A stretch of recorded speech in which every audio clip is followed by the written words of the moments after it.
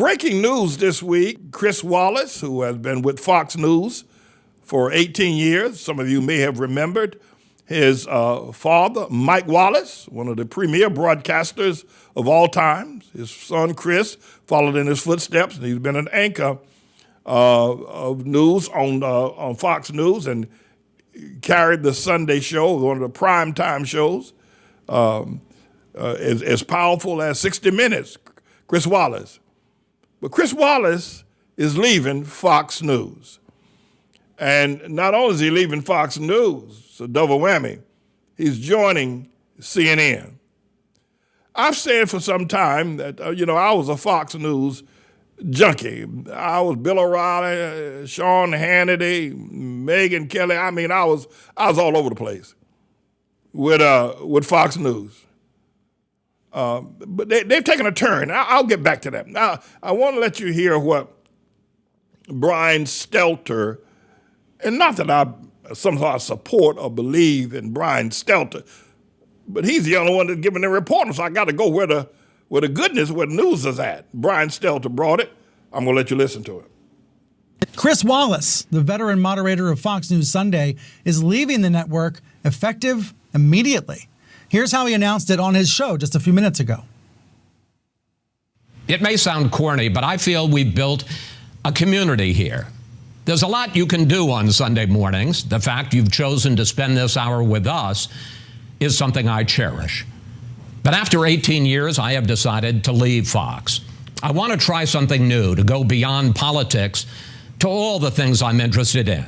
I'm ready for a new adventure, and I hope you'll check it out.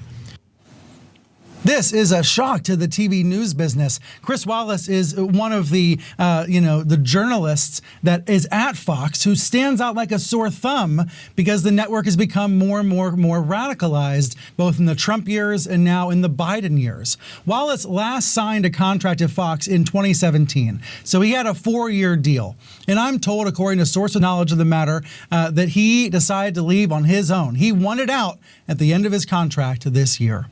I mentioned at the top of the hour, Chris Wallace surprising everyone by leaving Fox News. Well, it turns out he is joining CNN, specifically to become an anchor on CNN Plus. That's the streaming service that's going to be launching in early 2022. So this was announced with an internal memo just a few minutes ago, and now it's going out wide. The way this works, is he does a deal, his agent does a deal with CNN. He announced his exit from Fox, and now the press release is being blasted out about him joining CNN. So let me read you the statement that he has about his new venture. He says, "I am thrilled to join CNN Plus. After decades in broadcasting cable news, I'm excited to explore the world of streaming. I look forward to the new freedom and flexibility streaming affords and interviewing major figures across the news landscape and finding new ways to tell stories." This is Wallace's statement, adding, "As I embark on this adventure, I am honored and delighted to join Jeff Zucker and his great team. I can't wait to get started." So that's Chris Wallace, as you see on screen there, Fox News veteran, always defined by his Sunday morning moderating and his willingness to take on all political figures, right, left, and everywhere else. Wallace, a veteran of Fox, now heading over to this house, to CNN. And according to the press release, he'll be hosting a weekday show on CNN Plus, the streaming service. So instead of Sundays, he will be on 5 days a week. He'll be on weekdays hosting. Now, you've probably heard a little bit about CNN Plus, maybe not a lot. It's a streaming service that's going to be launching in early 2022 with different programming than you already have here on CNN on cable. So you'll have different kinds of programming, including, now we know, Chris Wallace on CNN Plus. I've already stated that I was a Fox News junkie during the days of Bill O'Reilly and Sean Hannity and others. But I can't watch Fox now. I just can't. I can't watch the likes of Tucker Carlson, Laura Ingraham, and Janine Shapiro. I can't do that. My integrity won't let me. Now, I understand what they're trying to accomplish. They want to represent a segment of Americans who feel they've been oppressed. And that segment of Americans are white Japheth Americans, conservatives, if you will, and many of them are Christians, who feel they are being oppressed by an oppressive socialist type of government that comes out of the Democrats and liberals. I understand that. My problem with it is that when you resort to absolutely lying and promoting lies and death in order to counter the oppression, I feel that your method is worse than the oppressor. Fox News has been, and there's no doubt about it. CNN and MSNBC, the Washington Post, and the New York Times, in my estimation, they are very oppressive of both white and black. That's Japheth and Hamite people.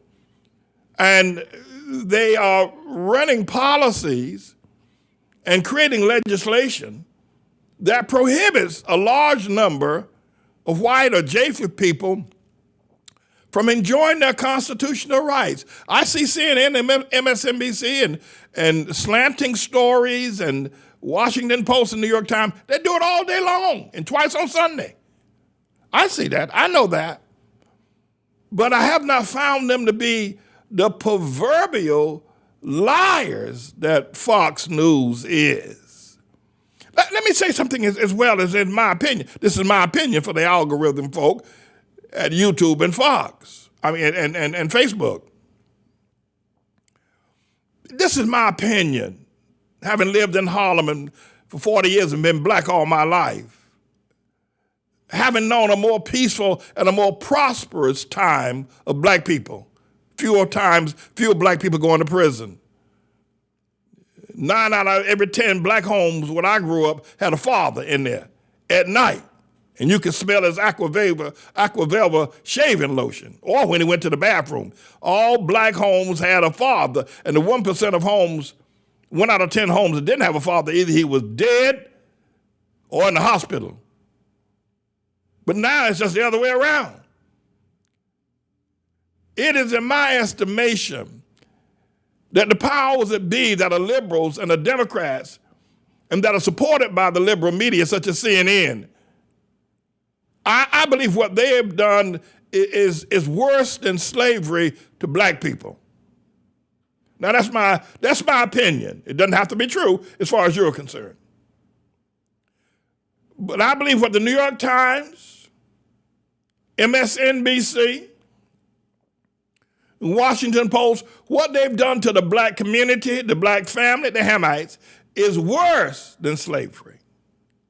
And they got a bunch of house Negroes that they tap to keep all the other oppressed Negroes, black people, Hamites, in line.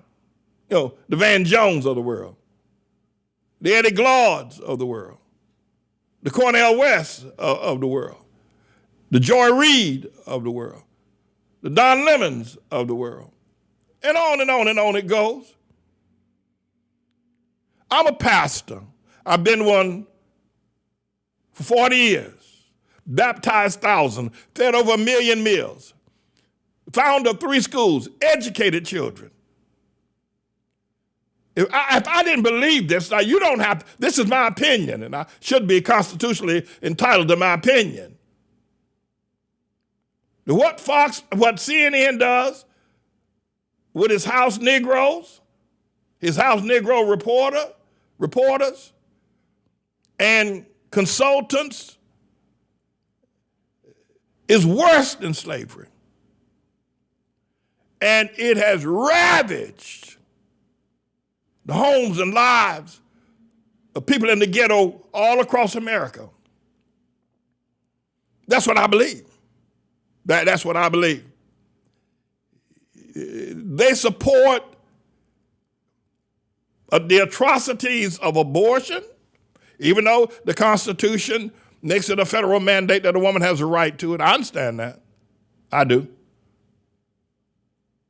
But they also was the fuel behind the election of Barack Hussein Obama and what I believe was the covering up of the truth about who he was, a man who's alleged to be black, but there's not one thing that any black person in the ghetto can point to concretely that Obama did for them. He was in the White House 8 years. 8 years. And there's not one thing one Negro in America can say, this is what he did that has benefited and uplifted the Hamite, the black community, and we're very proud of it. There's not one thing. And I believe that the likes of CNN, MSNBC, and the house Negroes that are on there, they're pinching those Negroes, I should say. Now, this is my opinion. This is my opinion. This is my opinion. That the pinching those Negroes are worse than the house Negroes from the plantation. And that while Fox, in my opinion, is very oppressive to many, many white people, Japheth people, they are extremely, Fox is representing, Fox represents a lot of people that are oppressed by the liberals, by the Democrats. I understand that. But they've gone too far with the likes of Tucker Carlson. You know, they need to get rid of Tucker Carlson. Chris Wallace has left there. He's not going to put up with it any longer. How long before Sean Hannity leaves? I don't think Sean Hannity is going. You know, Shepard Smith left many moons ago. I was wondering when Chris Wallace was going to leave. Hannity will be leaving. He'll be leaving too. While I defend Fox News' right to defend the oppressed by the liberals, the Democrats, and the liberal media, I approve of that. What I don't approve of is the level at which they've taken it to, with absolute lunacy and fantasies and outright lies, which I'll be covering next in my next segment.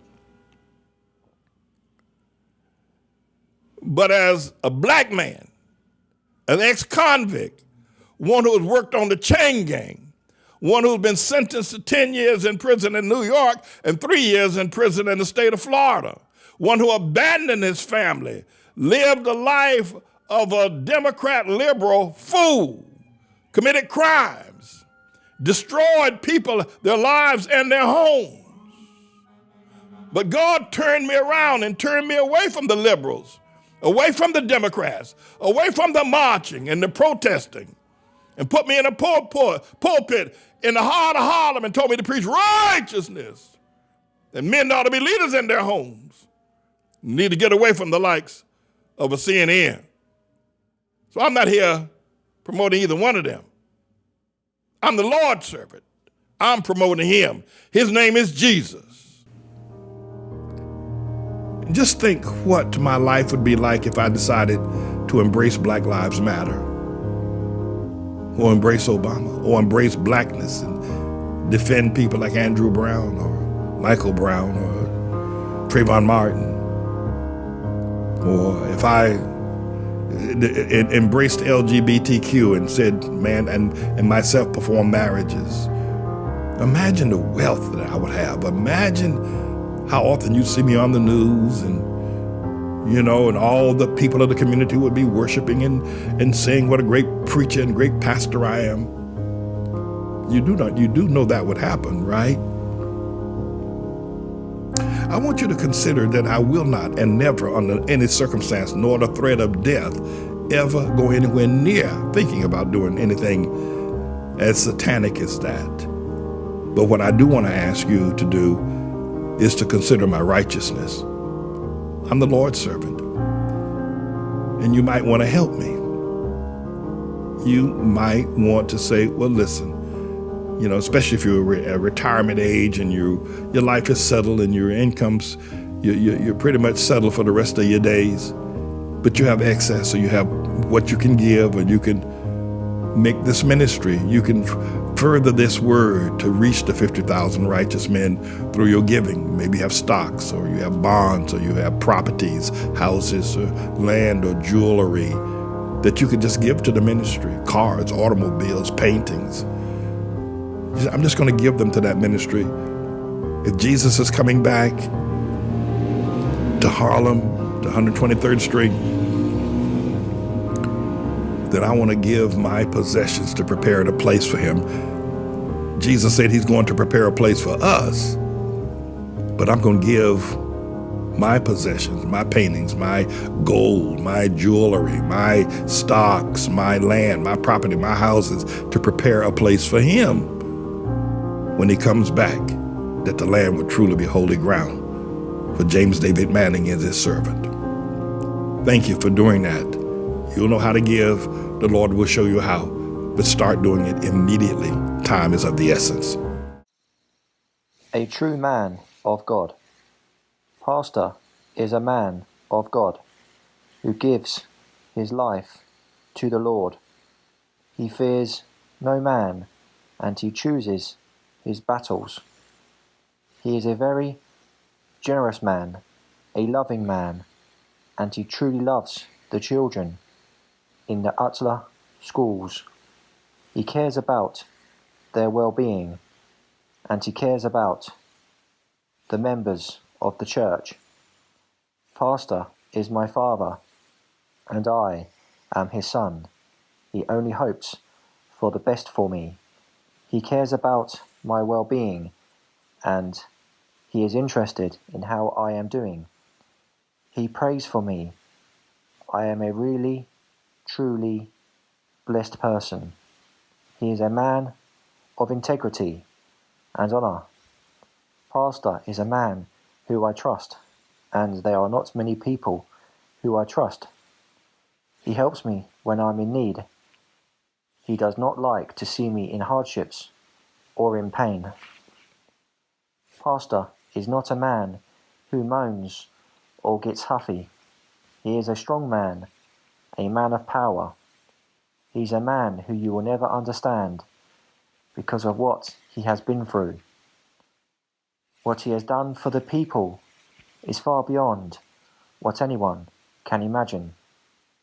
That is why I love him, and I know he is a true man of God. I put my life in his hands. Thank you, Pastor. Thank you, Pastor. Your son Canaan from the UK.